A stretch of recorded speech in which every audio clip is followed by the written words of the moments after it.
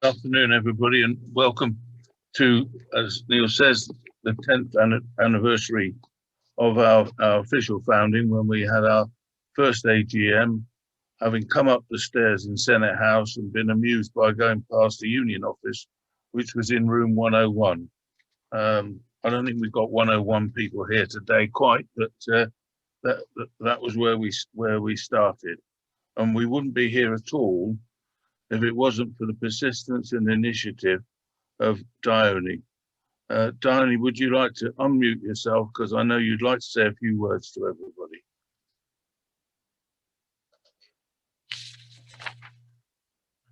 Hold on. Mute. No. Am I speaking yet? You are now. Oh, hooray. Oh, that's so wonderful to see you all. I don't think that you, Rick, will remember, but I'm wearing the same shirt that I wore on the first AGM. So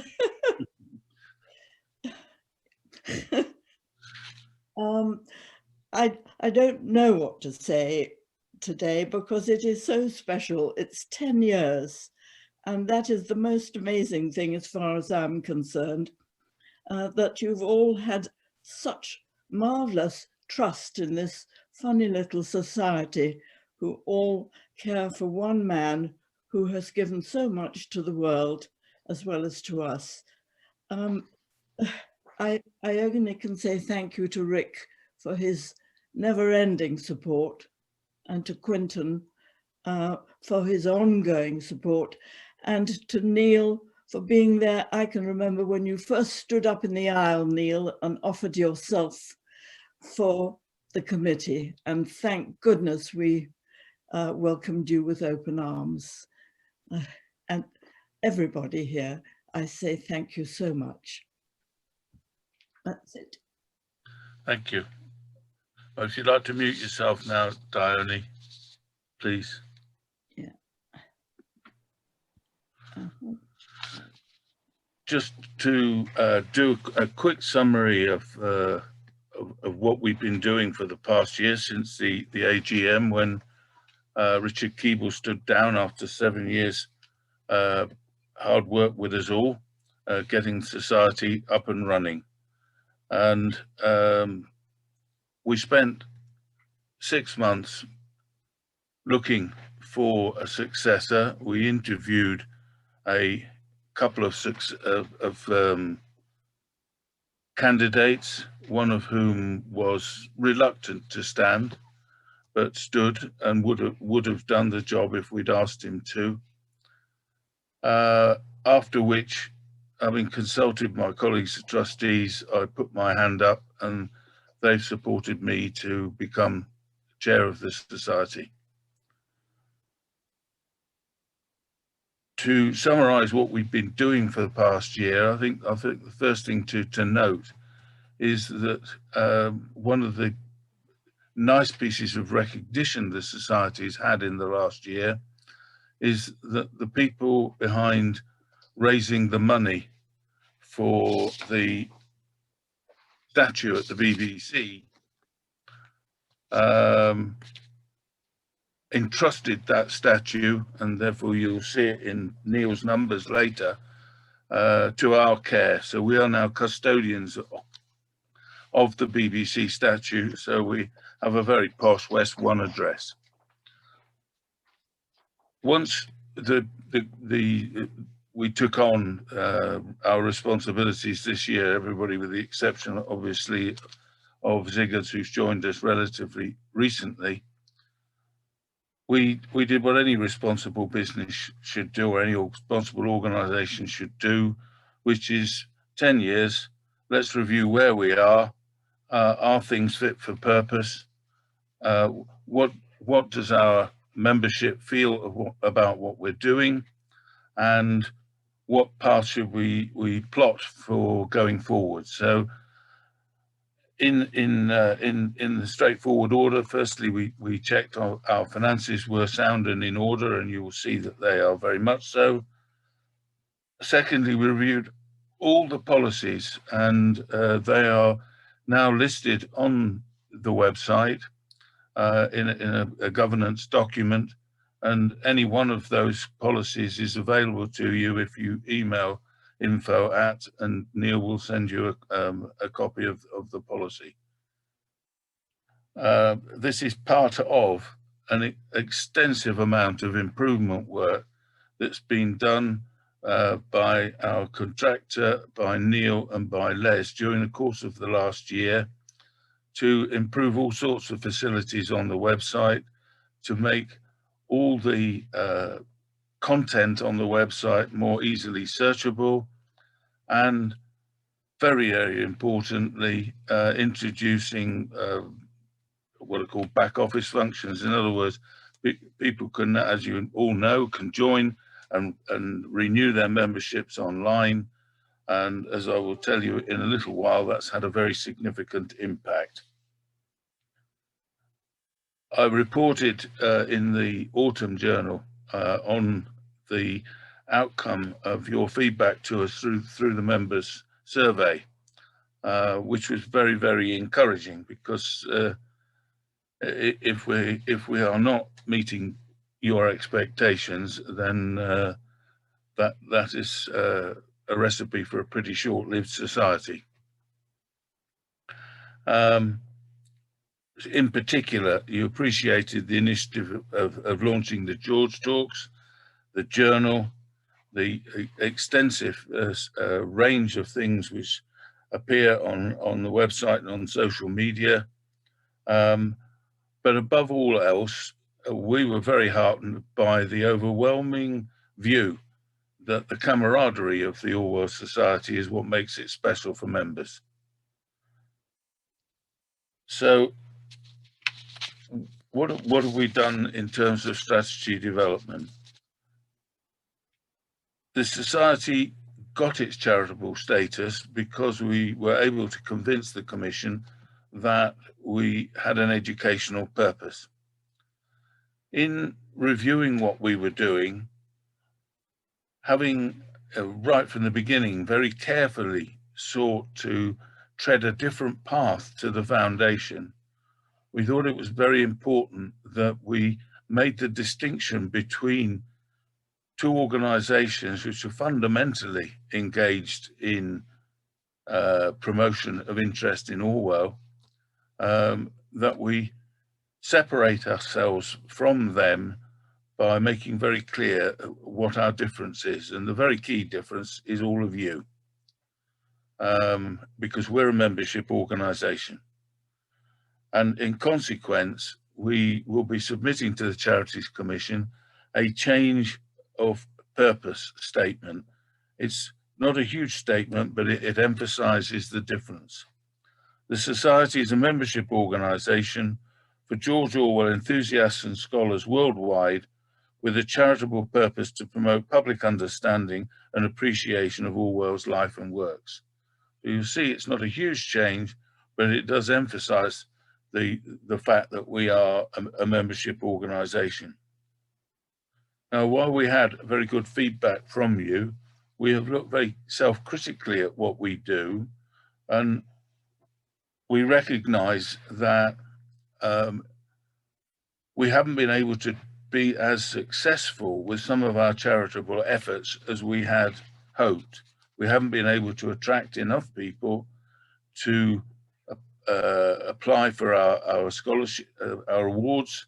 In fact, we had to give up on training teachers, and Anne has developed this scheme, which you'll hear a little bit about from one of our successful teachers, for teachers in service.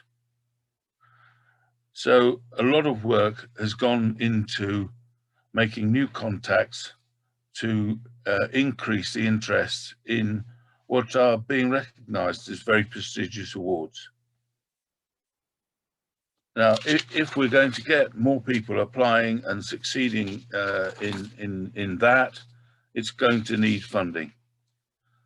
And we believe that the best way to fund that is to increase the size of the membership by continuing to do a good job and having people like you talk to your friends and say, we really enjoy being members of the Orwell Society.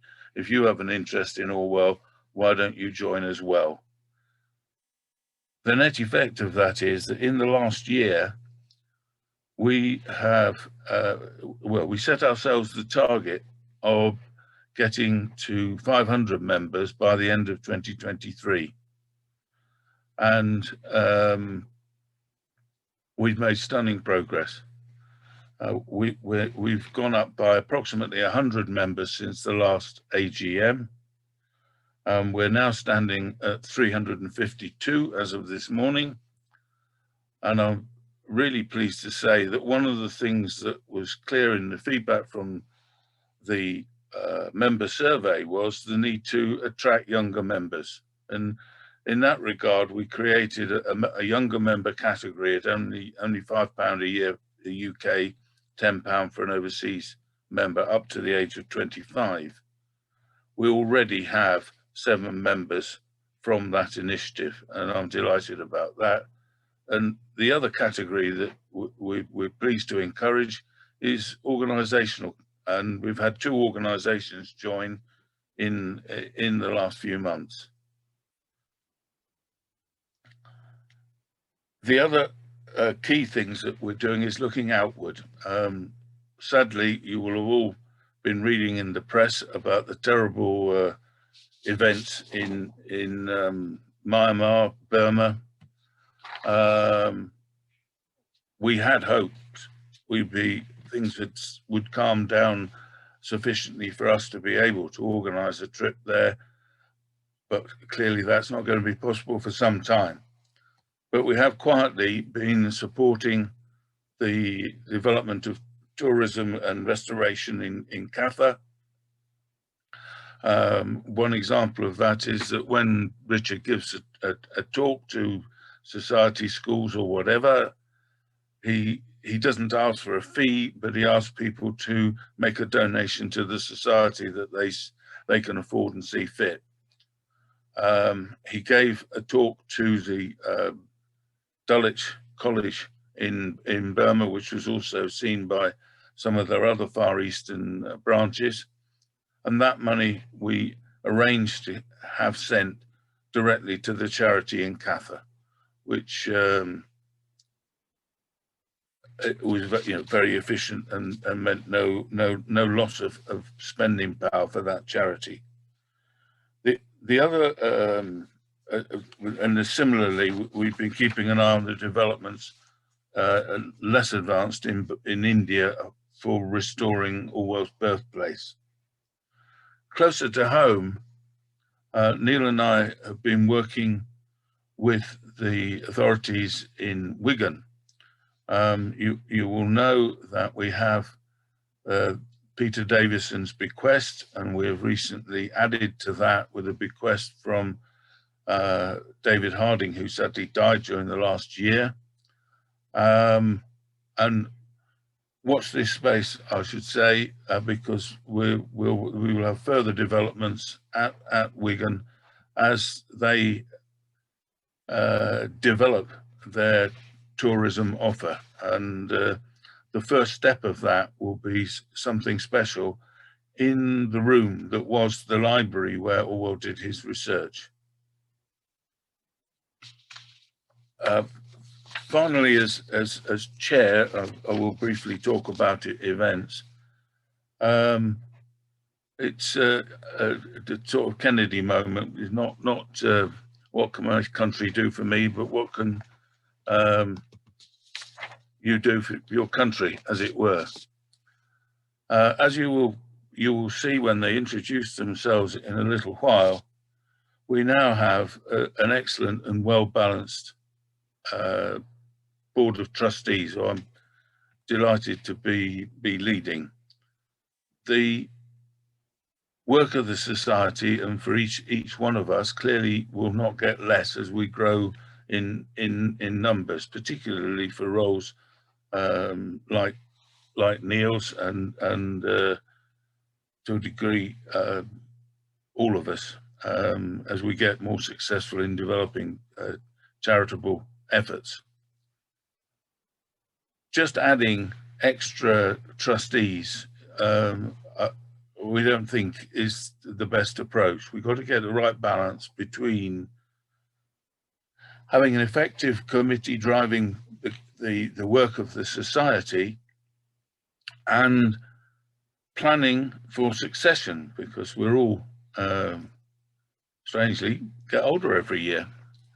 So there are a number of ways in which we've identified that we can do two things. One, stop our trustees getting burnt out by too much effort, because they've all got other responsibilities. They're not full-time for the society, and nobody gets paid. We're all volunteers, and we all cover our own expenses. We have identified a number of things where it would be helpful if somebody could step forward. Neil has, for many years now, combined what were originally two roles: one, secretary for the society, and secondly, membership secretary. We would very much welcome people applying to take on that membership secretary role, for which they'd need to be well organised and computer literate and other things. We will be publishing a document covering these opportunities after the AGM. Secondly, the work for the different awards, which will be spread out through the year so that they're not all happening at the same time, which is another initiative we've taken to spread them out, has peaks and troughs of work, and Anne would welcome people volunteering to help her in different ways with that effort. Among you, I cannot believe that there aren't a few lawyers. From time to time, we do need to seek legal advice, and if we had a lawyer who could guide us along the way with checking things and giving us a little bit of advice, that would be very helpful. And last but not least, as you know, I've been managing to provide events for you right from the beginning of the society, and we'll be continuing to do that, including the George Talks, which will continue even when we are able to have face-to-face events. But I think it's important we start to think about succession, and if there is anybody who has a willing partner, because those who know my wife Liz and have been on our events will know what tower of strength she is in helping us all when we're out and about doing whatever it is the event is. So as I say, we will publish a list of all those things afterwards. I hope you can help us between you in supporting the committee and learning about the role of on the committee, so that you may well wish to put yourself forward to be a trustee in due course. Finally, if I may say a little word about events, it's obviously limited because of COVID. I'm still hopeful that we can have 3 events this year, not necessarily on the originally published dates, but this will depend on Boris and his advisors. Sutton Courtney get together on Orwell's birthday or the nearest weekend. If we possibly can, we will do that then. Michael King is all ready to do another London walk, which we will, for the first time, be able to start from the BBC statue, which will be a nice initiative. And finally, in October, we still hope to be able to have the visit that was planned last year to Eton College. Jura. We've had people who have signed up for Jura 2 for 2020. That we will be doing Jura in June 2022, and we will also be doing Spain in May 2022, and we will go back to Jura in 2023, and then we'll go back to the alternate year pattern. I've got plans in my head for 2022 overall. And that's where they'll stay for the time being until we're sure we know that we can organise things with confidence. So let's crack on, because I'm sure some of you will wish to show your respects to Prince Philip. So please, can I hand over? Oh no, please, can I ask, has anybody got any comments on last year's minutes? Are you happy for us to approve them? Neil, I think we can take them as approved. Would you like to take people through the financial statements? Yeah, thanks, Quentin.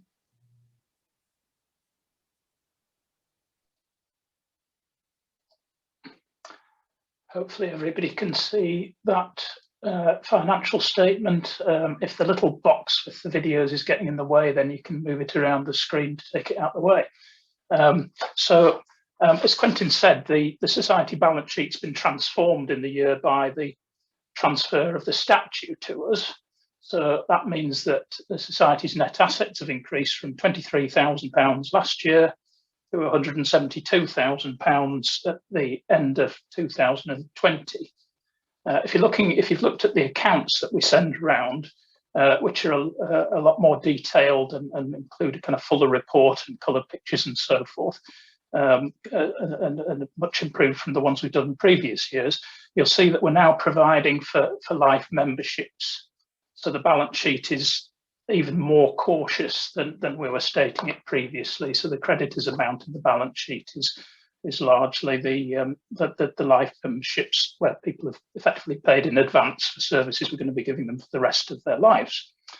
On the summary of financial activities, what used to be known as an income expenditure account, you'll see that income was down around 3,000 in the year, largely due to not having any events, which have typically given us a surplus, and we make sure that all events are self-financing, so that any surpluses we make from any member activities are used for charitable purposes. The events effect was offset by the sales of merchandise, this trading activities line there, and we particularly thank the University of New Mexico and Russ Davison for donating us some catalogues from an Orwell exhibition, which we were able to sell all of in the last few months. So on the expenditure side, we're really pleased that despite everything going on with the pandemic, we've managed to increase the expenditure on charitable activities in the year, largely on the work Anne's been doing on the bursaries, prizes and awards. So this led to a small excess of expenditure over income in the year, which we budgeted at the start of the year. The first 10 years of the society, we've been building up the reserves, as you would expect. And we've now got a very prudent level of reserves. And above the reserves policy that we put in place, the Charities Commission requires charities not to hold too much in reserve, to have an appropriate amount if something goes wrong, to act as a contingency, but not too much, because funds that are coming in should be being spent on charitable activities, not being kind of kept unnecessarily. So we're intending to budget for the next 2 or 3 years for, again, a small excess of expenditure over income to bring the reserves slightly down, but still at a very cautious level. So that's all I wanted to say on the accounts. There's plenty more detail. I'm happy to take any questions now, or if you want to email me with questions afterwards. There's plenty of detail in the accounts themselves. So I will stop the screen share and ask if anybody wants to to ask a question on the accounts. Can they put their virtual hand up? Not seeing any. Good. Okay. In that case, then we will move on to the constitution change, which Quentin has already described, but is summarised there. And this is really just to reflect what Quentin said. Having done the work on the strategy, we haven't really changed our charitable purpose at all. It's just a wording which we think better reflects the purpose of the society and reflects the fact that we're first and foremost a membership organisation, but then using any surplus funds for the charitable purpose. So again, we ask that you approve that change to the constitution. If anybody's got any questions, then raise your hand, and if there aren't any questions, then raise your hand or give the thumbs up just to signify that that you're happy with the change to the constitution. I'm seeing some thumbs go up. Thank you. Excellent. This is just a test of how well people know how to use Zoom. But there's enough hands there, and there's no messages to say that anybody's happy with those, unhappy with those changes. So I think we can take the constitution changes approved. Thank you. And therefore, I will hand back to Quentin. As you know, the system is that if there are people standing for election more than the number of places, then we would have an election.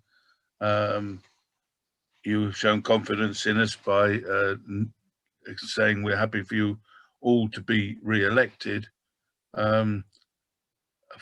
For any member that doesn't know me, as I say, I've been a trustee from very close to, well, from the beginning of us being a charity, but we've been on the committee prior to that, virtually from the beginning. And in my other hat, I'm chairman of a business developing a piece of innovative structural material. What I would like to do now is invite all of my colleagues to say a little bit about themselves so that you know who they all are.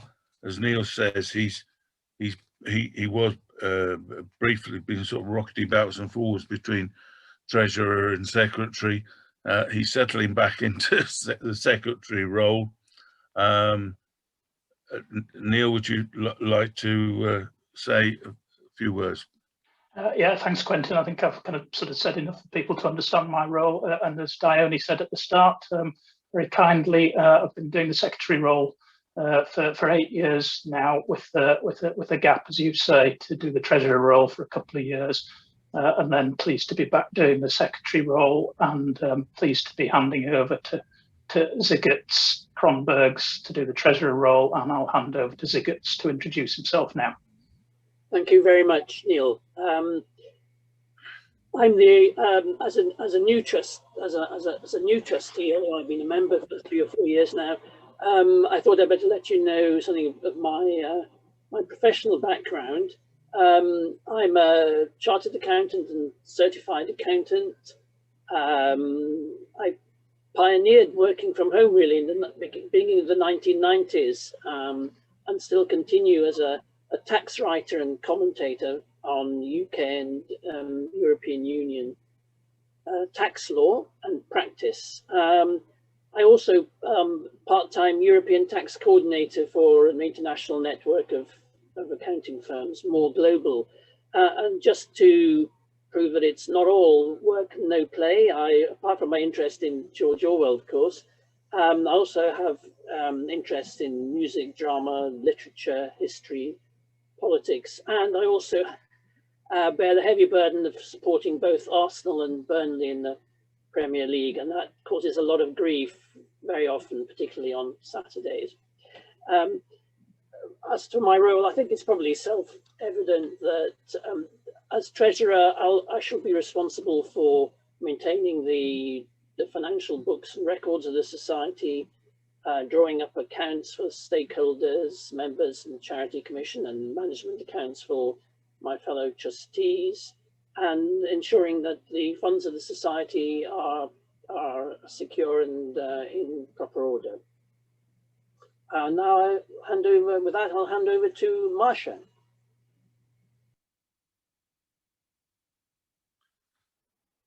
Unmute, please, Masha.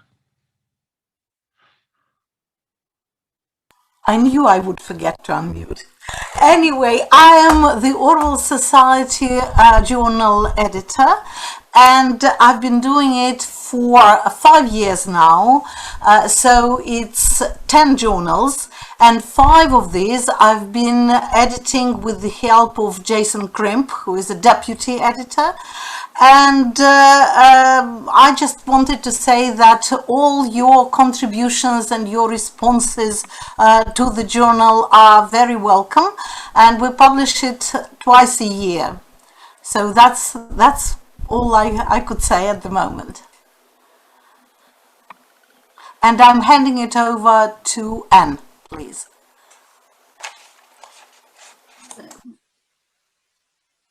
Hello, am I? Yes, you're all right. Yes, Live yes. and well. So, hello, I'm Crombergs, and I've been the education trustee for the Orwell Society since 2017. So that makes 4 years, during which time I've been helping with the development of the various awards that the Society offers.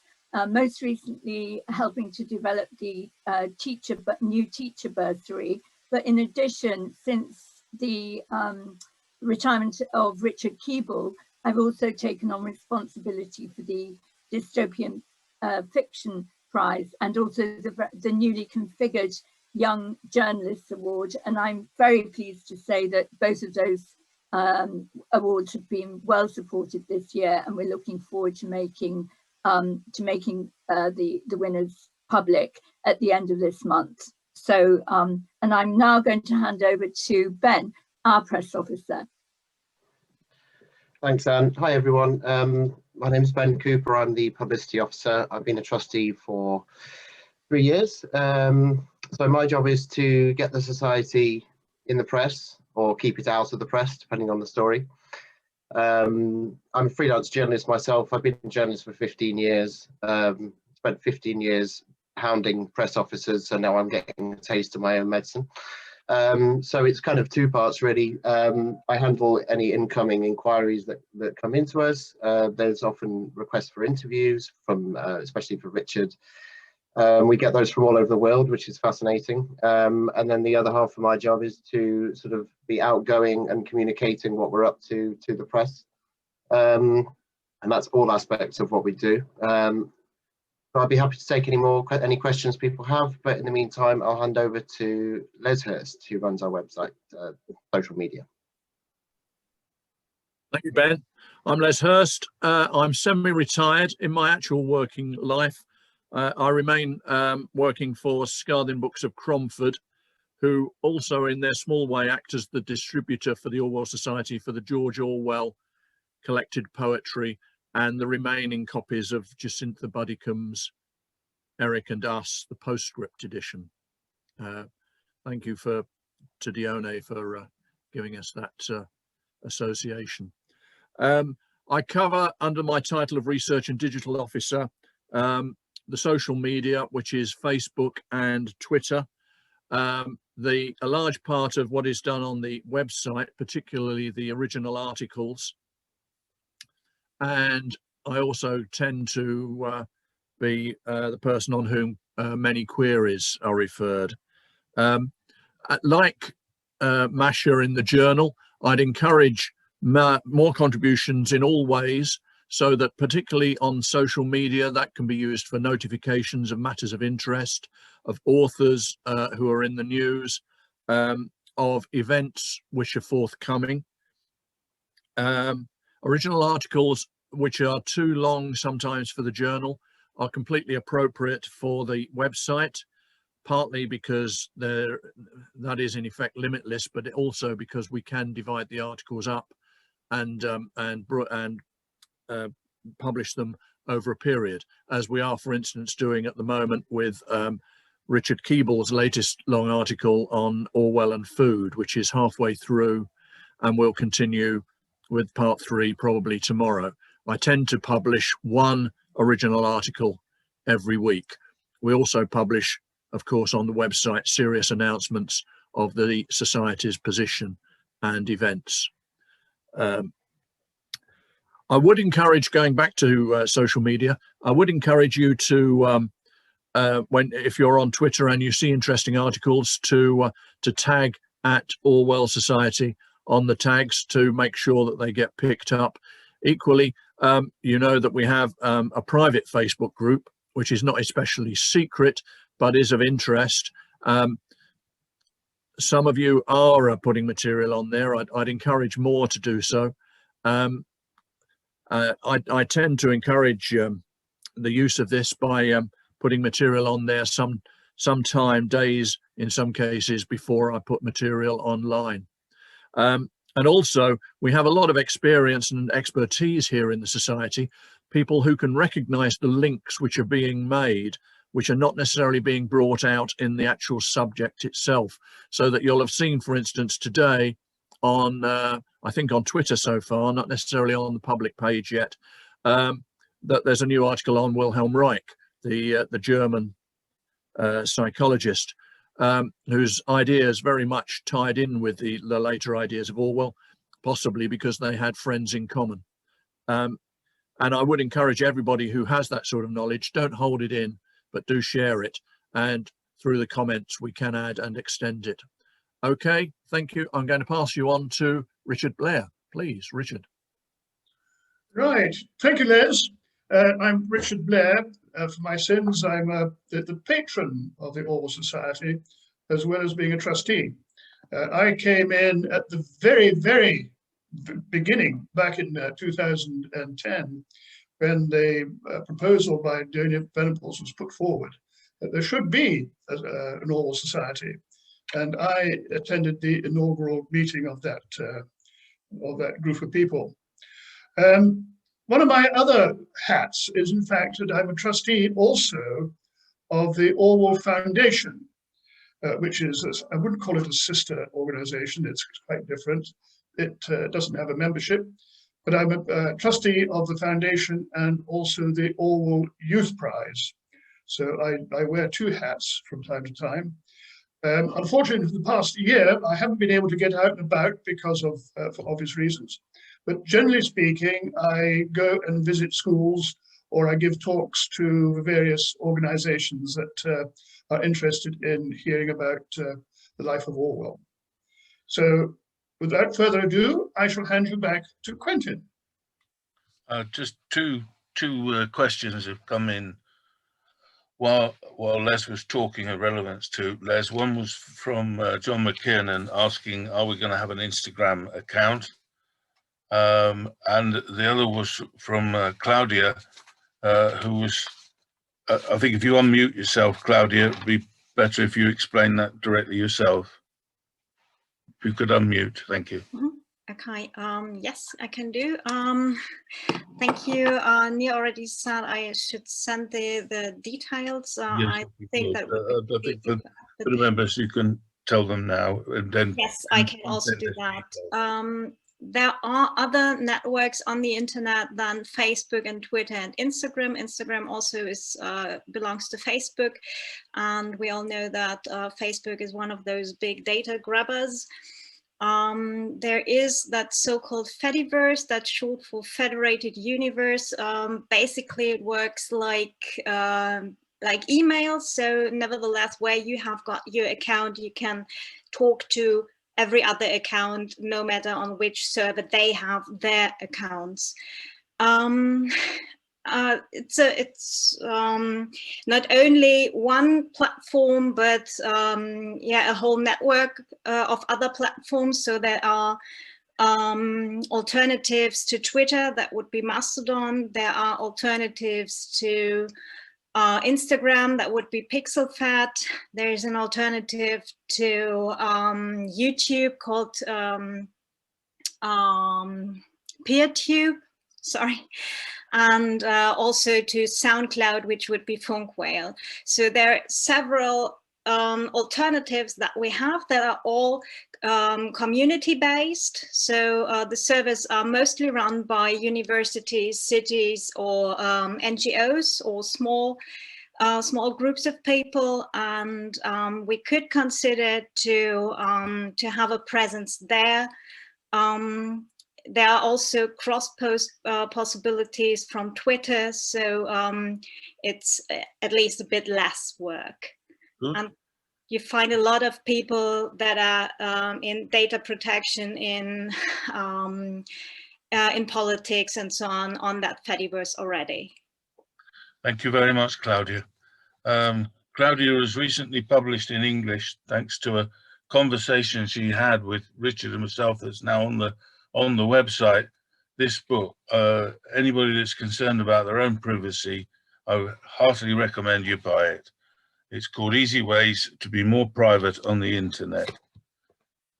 Now, it's my pleasure to introduce you, been patiently waiting, to Jane Wild, who has been leading the efforts in school in South Shields under our Teacher in School Awards. Jane, over to you. Would you like to unmute yourself? Hello, good afternoon, everybody. It's a pleasure to join you all. So yes, I am Jane Wild, and myself and St Wilfrid's at RC College were extremely fortunate to be chosen as part of the Teacher in School bursary. Even throughout the extremely challenging year that we've had in education, the support from the Orwell Society and Anne in particular has been invaluable. The focus for our project was to extend our current Year 8 scheme of learning, which is for our students who are 12 to 13 years old, where they were originally studying Animal Farm, and we wanted to extend that and incorporate a wider variety of Orwell's work. We also wanted to educate the students on the impact and the influence of Eileen Blair, and really use her as a local, role model for our students, and really encourage a new generation of writers, using that local connection, really encouraging the students from a small seaside town to actually recognise the impact of their voice. I think the greatest achievement from our Teacher in School bursary in the project with the Orwell Society was the extracurricular school writing competition that we launched, entitled Why I Write, based on Orwell's own essay, asking students to write any form of their choice to explore a topic that they were passionate about. This was something that was running alongside the curriculum, so this was something that students did in their own time, that they did something that they were passionate about, and the entries were fantastic. We had so many entries, and the Orwell Society judged those. And we're planning on having a big announcement for the winner soon, when everything is back to normal, slightly more in school, and now that we're just returning after Easter.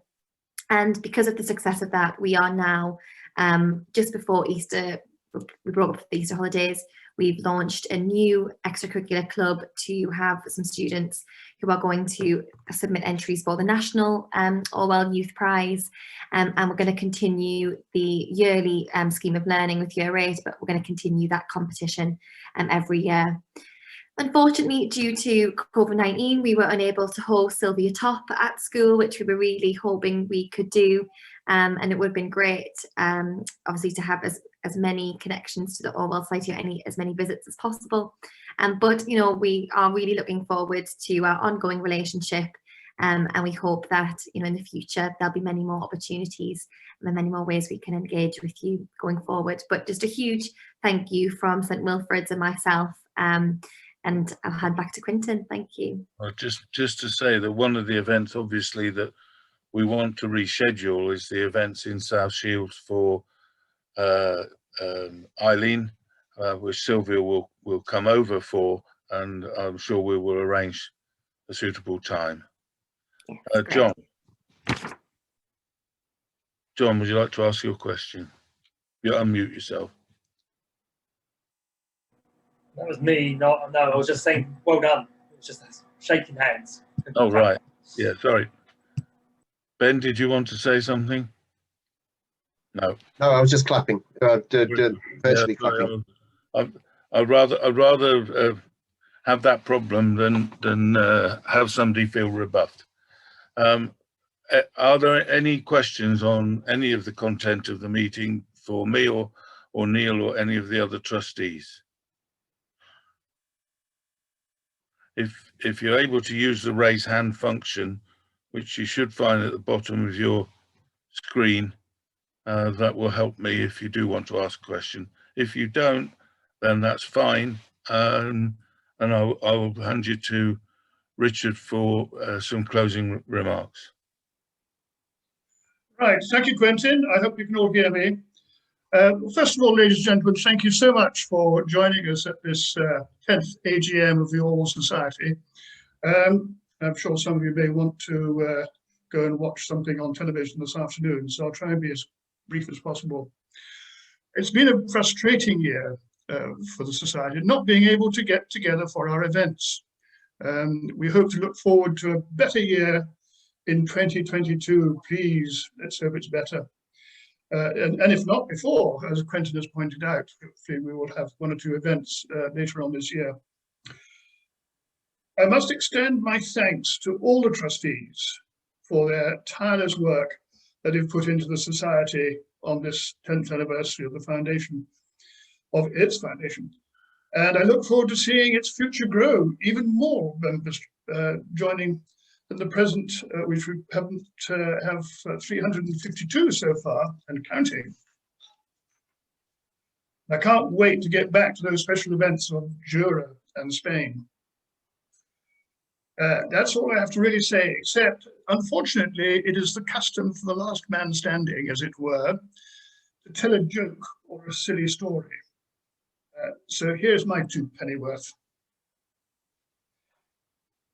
It's called The Tale of Two Toads. 2 toads met for the first time since the start of lockdown, and they completely forgot about the social distancing as they embraced each other ever so tightly. The first one, by way of polite conversation, asked the second one, "What have you been doing all this time?" "Well," said the second one, "I was just thinking that we toads have a very poor press. After all, our cousins, the frogs, seem to have a far more glamorous life. They turn to handsome princes and marry into royalty. And there was that lady, what was her name? You know, the one that kept sheep. Oh yes, Beatrix Potter, who wrote that lovely story about Jeremy Fisher. As for us, what do we get? We got Toad of Toad Hall, making us look slightly stupid. Beep, beep indeed." "Ah," said the first toad, "I've just read a wonderful essay called Some Thoughts on the Common Toad by a man who said we had the most gorgeous eyes. And when he saw us like this, it lifted his spirits and confirmed that spring had arrived and all the flowers were blooming, the grass was greener, the policemen's tunics were bluer, and the air was sweet and warm." "Who is this joker then?" said the second toad. "George Orwell, a brilliant author. You should read him," said the first toad. "Never heard of him." "Oh, you will," said the first toad. "He will be the go-to author of this century and probably into the next." "By the way, what did you say your name was?" said the first toad. "I didn't. It's Bill." Oh, God. Sadly, there were no little toads in Mr. Blair's pond that year. Thank you. Thank you very much, Rick. I think, while there's no, as I say, technically consanguinity, I think your father would have been proud of you for that. So really, I'd just like to echo Rick's thank you to you all. It's been a pleasure to have this meeting and to work with you and see and hopefully see as many of you as possible over the coming years at events. Thank you very much, Neil, for all the hard work that went into organising it, and I hope that I will see plenty of you tomorrow for our George talk. Unless there's any other questions, I can now, using the ceremonial gavel that Dione gave me, call this meeting to a close. Thank you very much.